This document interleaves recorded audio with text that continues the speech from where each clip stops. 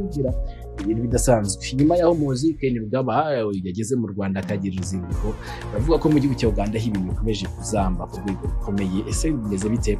Ndaza kubikubwira. Hanyuma ndaza kubwira ko burya ngo hari umutego ushobora guterwa u Rwanda, abanyarwanda bava mu gihugu cya Uganda bazanywe ku mupaka, bijyanye no kuba nyine ngo wabirukanwa mu gihugu cya Uganda.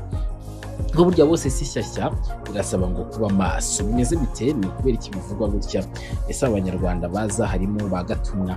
Byose turaza kubirebera hamwe uko bivugwa ndetse n'ikituma abantu bivuga, byose turaza kugenda tureba akamaro kandi komeza kugira byiza. Nubwo mbize kuri murongo gatwi tubana mu buryo bworoshye cyane, kandi akora mu subscribe cyangwa se abone niba leta ukora mu video yawe, tujye tubana nta mvune uhuye nazo.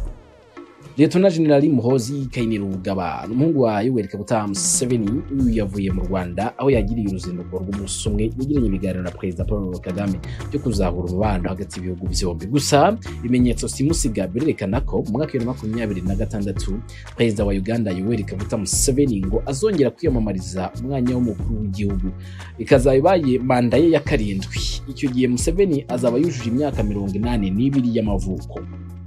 Nyamara mu matora aheruka abaturage bamugaragarije ko barambiwe ubutegetsi bwe n'ishyaka rye rya NRM, maze amajwi bayahundagaza kuri Robert Kyagulanyi bita Bobi Wine. Bivuga ko byamusabye kwiyambaza uburiganya n'iterabwoba, maze ubutegetsi bwemeza ko Museveni ari we watsinze nk'uko byatangajwe, ariko nyamara ngo burya ni Bobi Wine wari watsinze. Nyuma yo kubona ko abaturage bamuhaze, Museveni ngo yahinduye umuvuno kubera ko NRM ifite abadepite benshi mu nteko ishinga amategeko, nabo bashyizwemo n'uburiganya nk'uko byagiye bitangazwa na bamwe mu banyapolitiki mu gihugu cya Uganda. Perezida Museveni arasaba guhindura itegeko nshinga ku buryo kuva muri 2026 Perezida wa Uganda azajya atorwa n'abadepite aho gutorwa n'abaturage bujuje imyaka nk'uko byari bisanzwe. Ni ukuvuga inteko ishinga amategeko umutwe w'abadepite akaba ari wo wemeza cyangwa se utora ugomba kuyobora igihugu. Uyu mushinga ukimara kumenyekana, abaturage bararakaye bikomeye ndetse baranerura, bavuga ko Museveni na NRM nibagerageza guhindura itegeko nshinga hazavuka imvururu ziteye ubwoba. Ubutegetsi bwaje kubona ko ibintu bikomeye, bwashatse andi mayeri yose yo gukinga abaturage ibikarito mu maso.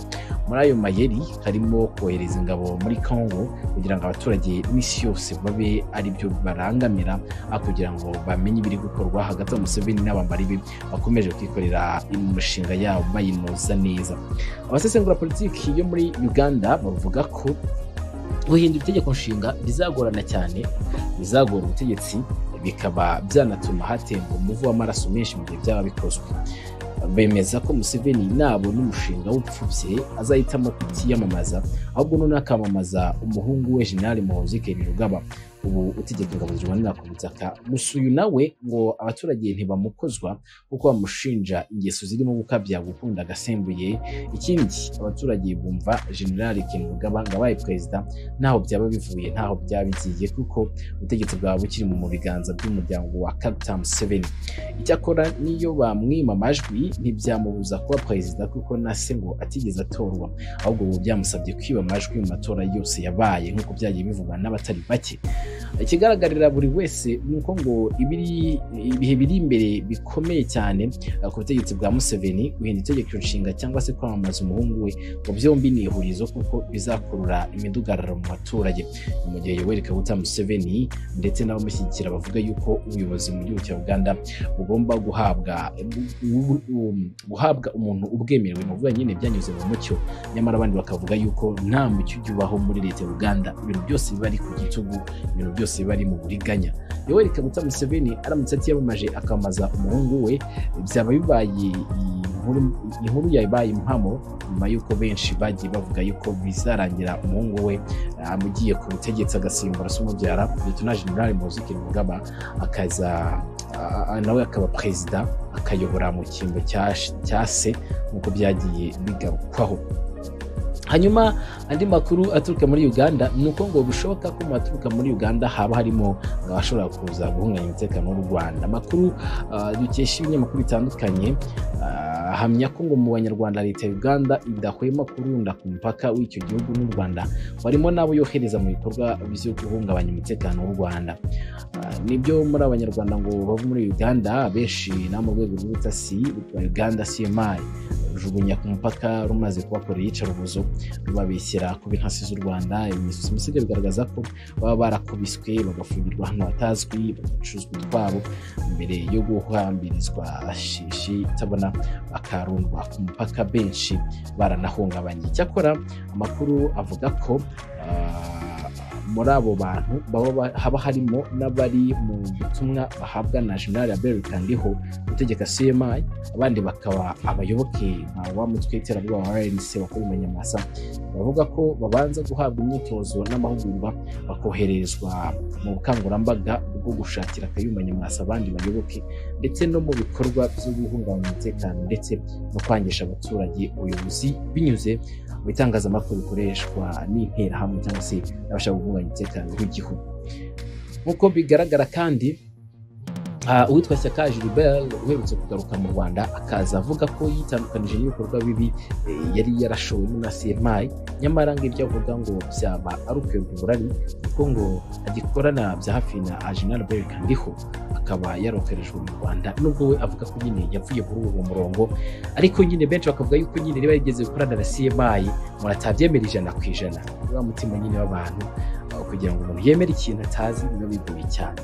Gusa ikizwi neza ni uko inzego z'umutekano mu Rwanda zisanzwe zizwiho ubushishozi ntagereranywa, ari nabyo dukesha cyangwa se ari nabyo umuntu yagomba kuvuga ati nta cyatuma abanyarwanda bagira impungenge bishobora kubabaho mu gihe inzego z'umutekano ziri maso kandi zirimo kwita cyane cyane ku mutekano w'igihugu, zirinze umutekano w'abaturage ndetse n'ibintu byabo. Nubwo ari abategura umutekano w'u Rwanda abenshi ntibyabashyira kuko u Rwanda ruba ruri maso igihe cyose.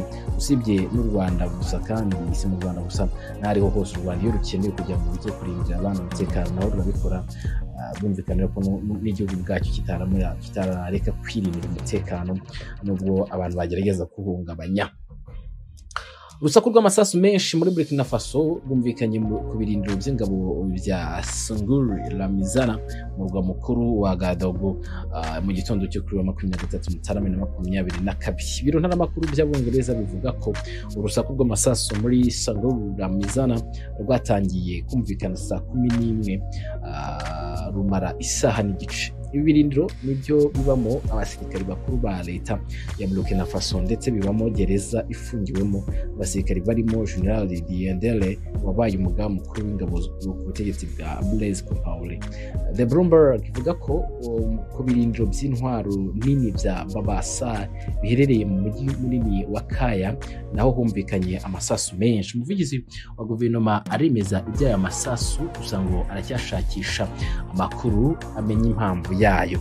Gusa aya masasu yumvikanye nyuma y'imyigaragambyo yabaye kuri 22 Mutarama bayitabiriye basaba Perezida Marc Christian Kabaore kwegura akava ku butegetsi. Niba rero byatewe n'imyigaragambyo yabaye cyangwa se hari imitwe yabyihishe inyuma y'imyigaragambyo, imitwe idashyigikiye Perezida Kabaore cyangwa se ari abandi babyihishe inyuma, byose biracyakomeje kugenzurwa ngo hamenyekane icyaba cyihishe inyuma y'uko kurasana cyangwa se by'urwo rusaku rw'amasasu nyine byose bijya ahabona hamenyekane impamvu yabyo.